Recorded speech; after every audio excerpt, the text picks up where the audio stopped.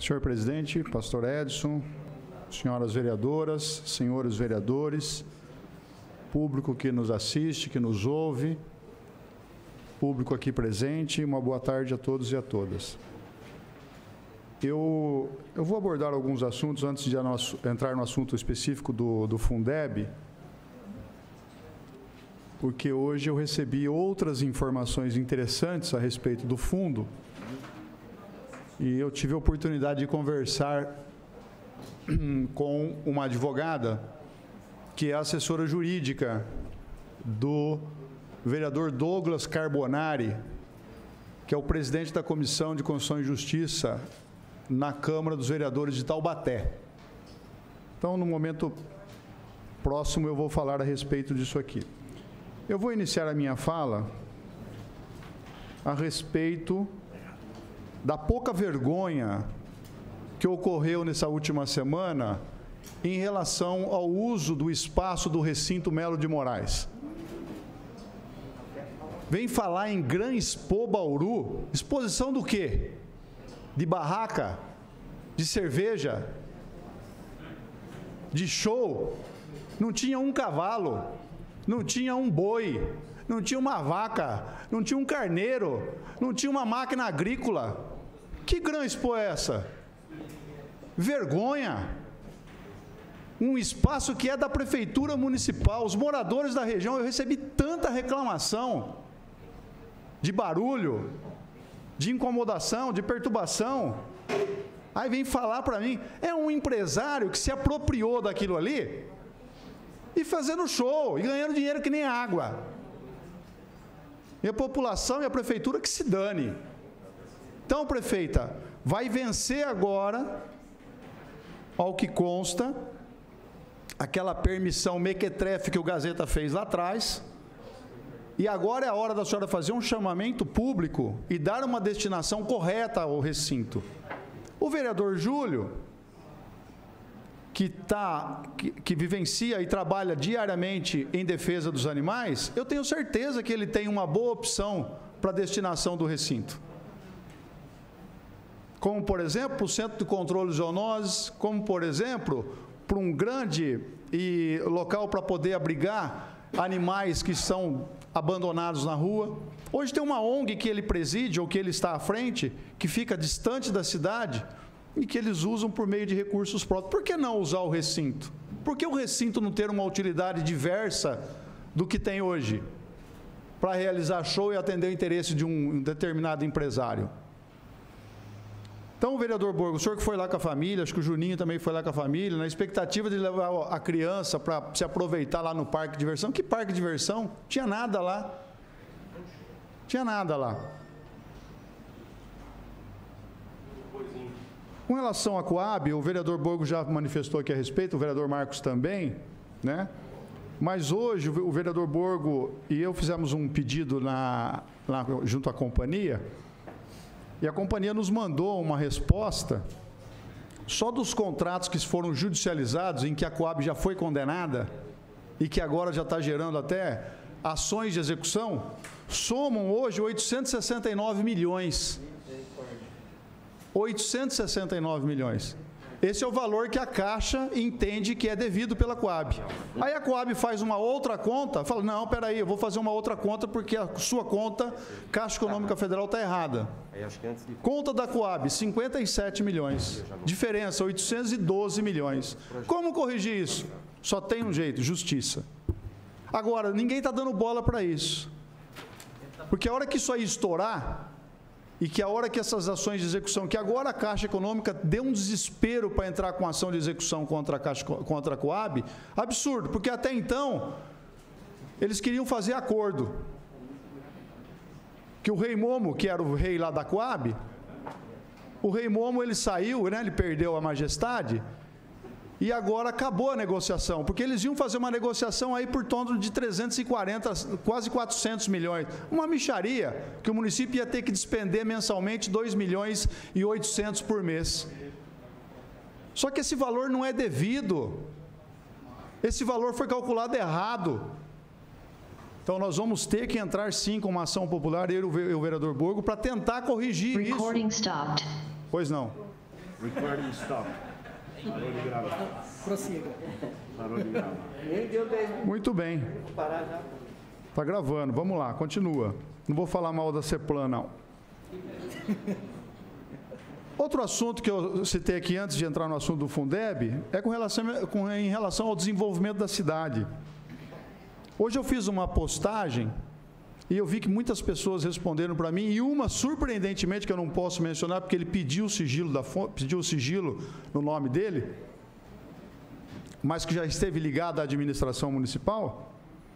Ele disse o seguinte, e falou, a sua postagem está perfeita. E aí ele falou assim, que a cidade, de fato, precisa fazer um conjunto. Eu queria estar aqui hoje, nesse último dia aqui do mandato, em vez de ficar discutindo isso, aquilo, aumento de taxa de lixo, aumento de IPTU, aumento de tudo.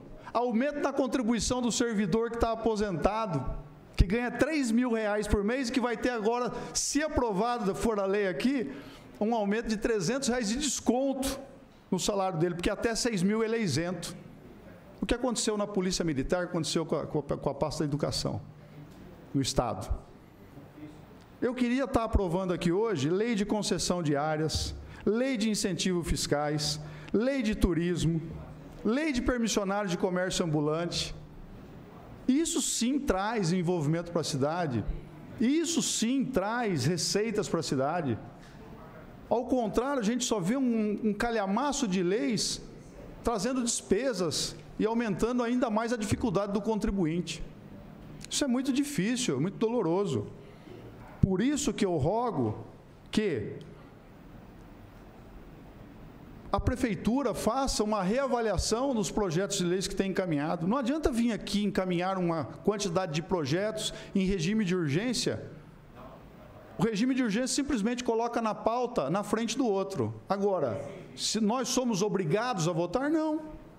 Não necessariamente. Com relação ao Fundeb, vamos lá. Eu estive estudando hoje, e tão logo eu fiquei ciente que foi protocolado um projeto de lei para distribuir o restante do saldo do Fundeb aos profissionais da educação, eu imediatamente fiz um pedido para o secretário de Negócios Jurídicos, o doutor Gustavo, para que ele me encaminhasse o parecer jurídico desse projeto de lei, porque todo projeto de lei que entra nessa casa, o Ronaldo, o Manuel Lozila, que são as pessoas com quem eu convivo diariamente, toda terça-feira aqui na Comissão de Justiça, o Diego, eu peço o parecer jurídico, porque todo projeto de lei tem que estar acompanhado de um parecer jurídico. Quando eu recebi o parecer jurídico hoje no meu e-mail, me deu um calafrio. Vou ler aqui um parágrafo. Ressalto que o presente expediente chegou nesta procuradoria na data de hoje, para análise. Data de hoje é dia 10. Sem tempo hábil para qualquer apreciação de mérito, na medida em que foi solicitado o encaminhamento também, na data de hoje, à Câmara Municipal. Num determinado momento do parecer, é feita uma alusão ao artigo 70 da Lei de Diretrizes Básicas. O artigo 70 diz o seguinte: considerar-se-ão como de manutenção e desenvolvimento do ensino as despesas realizadas com vistas à consecução dos objetivos básicos das instituições educacionais de todos os níveis, compreendendo as que destinam a 1. Remuneração e aperfeiçoamento de pessoal docente e demais profissionais da educação. No final do parecer, está escrito assim: por derradeiro, insta a salientar que a ausência do cumprimento do percentual constitucional acima referenciado é causa de rejeição de contas quando da fiscalização do Tribunal de Contas do Estado de São Paulo. Ou seja, resumidamente, a Prefeitura tem que gastar os 70% obrigatoriamente, que é o saldo remunerativo, é os 70% que está lá do Fundeb. Se não gastou os 70% com remuneração de pessoal, tem que chegar aos 70%. E agora vem a discussão. Pagamos para quem? Somente ao pessoal do magistério? Não, lógico que não. Por quê? Lá na Constituição Federal, e eu conversando hoje com a assessora jurídica, aí que ela me deu uma luz interessante. Eu já comentei com o vereador Manuel Luzila, com a vereadora Estela, com o vereador Borgo, que quando o governo ele fez a alteração de 60% para 70% do recurso, ele mudou o texto da Constituição. E lá na Constituição está escrito assim, ó: será destinada ao pagamento dos profissionais da educação básica em efetivo exercício.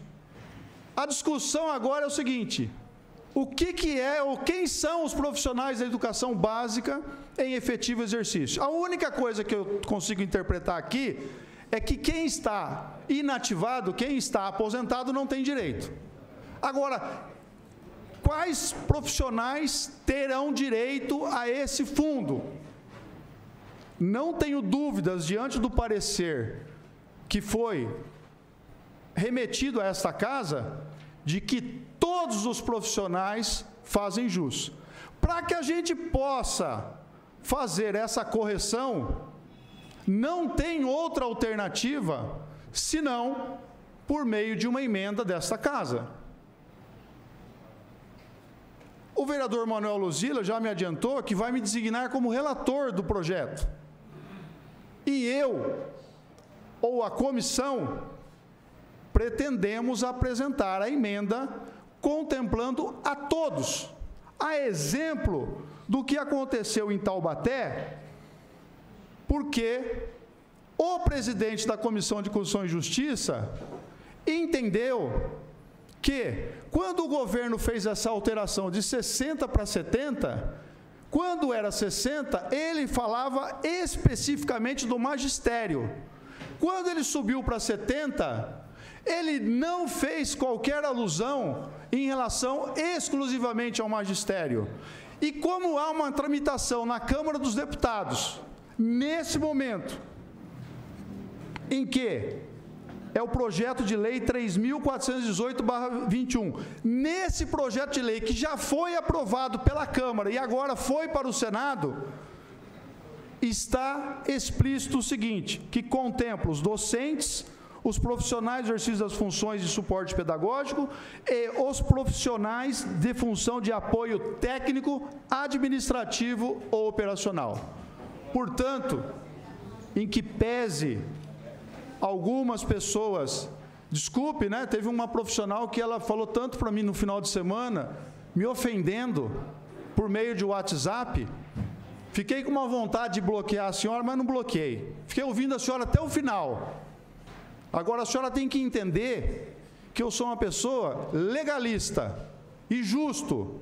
E se eu estou tomando essa decisão hoje aqui, de fazer essa proposta de emenda, é porque eu entendo que ela é legal, ela é constitucional e ela é justa a todos os servidores.